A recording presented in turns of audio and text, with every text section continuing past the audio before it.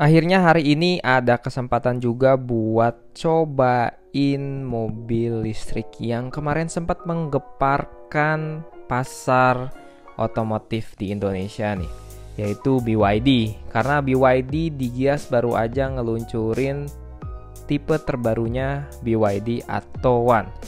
Nah, ini gue lagi ada dealernya dan kebetulan banget di sini ada unitnya. Akhirnya bisa lihat langsung, ternyata mobilnya ini nggak kecil-kecil amat. Dengan harga 195 sampai 200 jutaan, menurut gue ini mobilnya cukup besar ya. Dan dia ini dapat free charger sama converter buat nyolokin listrik ya. Oke.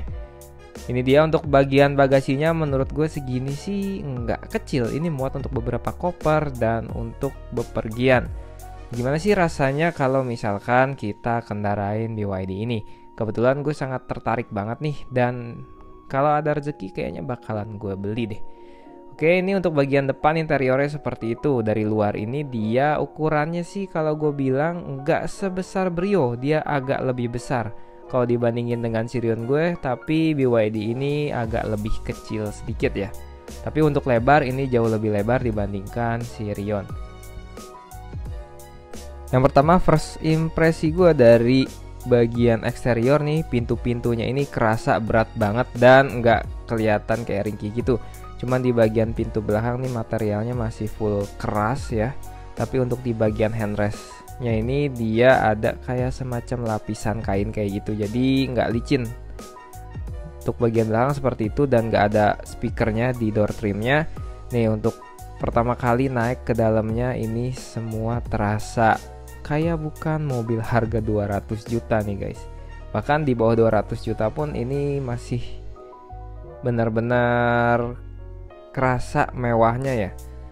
Untuk tampilannya seperti ini di bagian head unitnya, karena emang agak repot sih. Pertama, kalau nggak biasa nih ngontrol AC-nya full harus dari layar, karena nggak ada tombol AC-nya lagi di bagian shortcut sini.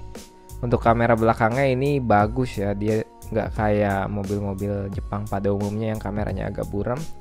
Ini lagi ngontrol AC-nya nih emang agak repot ya, apalagi kalau misalkan kita lagi sambil nyetir, ngontrolnya nih agak susah. Cuma first impresi gue pertama kali naik dan masuk ke mobil ini kesan mobil di harga 300 jutaan ke atas tuh dapat banget, karena feel-nya juga ketika megang setirnya ini enak banget ya. Dan ini pertama kalinya juga gue cobain mobil listrik, karena emang bener gak pernah coba naik mobil listrik. Dan suara listriknya ini, motor listriknya ini gak kedengeran sama sekali ya. Berbeda dengan VinFast VF3 yang suara mesinnya tuh agak kedengeran kayak ngedengung kayak gitu.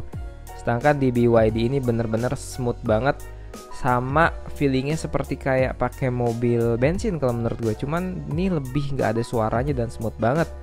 Untuk kameranya juga dia nggak patah-patah ya, resolusinya bagus banget nih. Dan by the way ini setirnya enteng banget. Nah ini gue agak bingung nih untuk ngatur transmisinya ya, persneling dari D ke P. Karena kalau D ini posisi kameranya masih tetap nyala juga, nggak cuman pas mundur doang, jadi kalau lagi maju juga tetap nyala. Untuk feedback dari setirnya ini meskipun ringan tapi tetap berbobot ya. Dan untuk BYD Atto One ini dia katanya penggerak roda depan. Jadi berbeda dengan mobil-mobil EV lainnya yang udah pakai RWD, sedangkan di Atto One ini dia pakai FWD. Untuk yang gue tes ini tipe premium ya, jadi setirnya ini udah tilt dan teleskopik. Terusnya juga untuk tarikannya nggak seperti motor listrik ya, ini tuh lebih smooth dan nggak tiba-tiba ngehentak gitu loh tarikannya. Dan dia juga ada beberapa mode, di sini ada sport mode, ada eco. Dan kalau dicoba di sport mode ini dia tarikannya lebih agresif sih untuk RPM-nya ya, jadi lebih enak buat ditarik. Oke, setelah itu apa lagi ya? Untuk dari head unitnya ini cukup besar ya ukurannya, dan dia juga udah support Android kayak Apple CarPlay, Android Auto, dan dia juga bisa dipakai buat nonton YouTube. Serta ada fitur auto hold-nya nih. Jadi meskipun kayak di lampu merah, kalau berhenti gitu, kita nggak perlu nginjak pedal rem lagi. Nah, dan gue baru tahu ternyata kalau di mobil listrik itu nggak ada rem tangannya. Atau cuman di Atto-One aja yang nggak ada rem tangan. Jadi kita tinggal langsung masukin ke P aja, dia udah berhenti. Untuk speakernya juga ini lumayan bagus ya. Kalau gue bandingin sama Sirion nih, speakernya jauh lebih bagus. Terusnya juga suspensinya lebih enak, lebih empuk, dan ini bener-bener kerasa kayak nyetir mobil proper. Jadi meskipun harganya ini di bawah harga REV ya, di bawah harga Bingwo, tapi ini mobilnya lebih enak dipakai sih, lebih enak dicobain, dan lebih enak dibawanya. Cuman kalau menurut gue sih kelemahannya di speedometernya aja nih, layar speedometernya kecil ya. Lebih besar layar head unitnya. Terusnya juga buat yang nggak biasa pindahin persneling di bagian gini tombol-tombol ya, ini agak membingungkan sih. Tapi itu nggak jadi masalah karena nanti bakal adaptasinya juga cepet.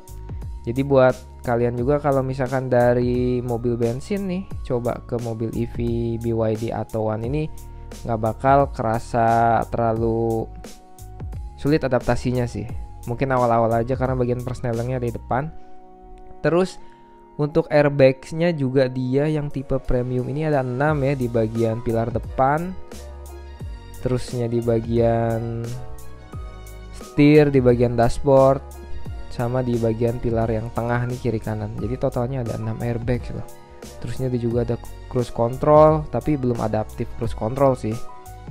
Overall sih mobil ini cukup menarik ya, apalagi di harga nggak sampai 200 juta. Tapi untuk OTR Bali nih yang tipe dynamic itu di 200 jutaan, sedangkan yang premiumnya di 240 kalau nggak salah, apa 245 gitu. Ini mobil cukup bener-bener bisa ngancurin pasar mobil EV sih. Makanya mobil-mobil EV lainnya pada diskon parah semenjak BYD Atto-One ini turun. Menurut gue ini sangat cocok ya, bagi buat di kota-kota kecil ya kan, atau di perkotaan. Cocok banget nih, apalagi kalau di Bali pakai mobil kayak gini, nggak terlalu lebar dan nggak terlalu panjang, nggak terlalu besar. Tapi overall oke sih mobil ini. Menurut gue kelebihannya banyak ya di mobil ini. Dengan harga kalian nggak sampai 200 tuh bisa beli mobil EV yang benar-benar proper tuh jarang banget ya. Banyak banget sih plusnya, kayak dari pajak, terusnya biaya maintenance. Gue aja sampai mikir beberapa kali nih, kayaknya si Sirion harus dijual dan kita ganti ini deh, karena itu dah biaya pajaknya murah ya kan, biaya maintenance-nya lebih murah, nggak perlu isi bensin gitu. Nah, jadi impresi pertama kali gue nyetir BYD Atto-One ini tuh bener-bener sangat-sangat luar biasa sih, dan gue nggak expect bakal senyaman ini mobilnya gitu. Kalau kata kalian kayak gimana nih? Kira-kira beli atau enggak nih? Jadi segitu aja videonya. Jangan lupa like, comment, subscribe. Sampai ketemu di video berikutnya.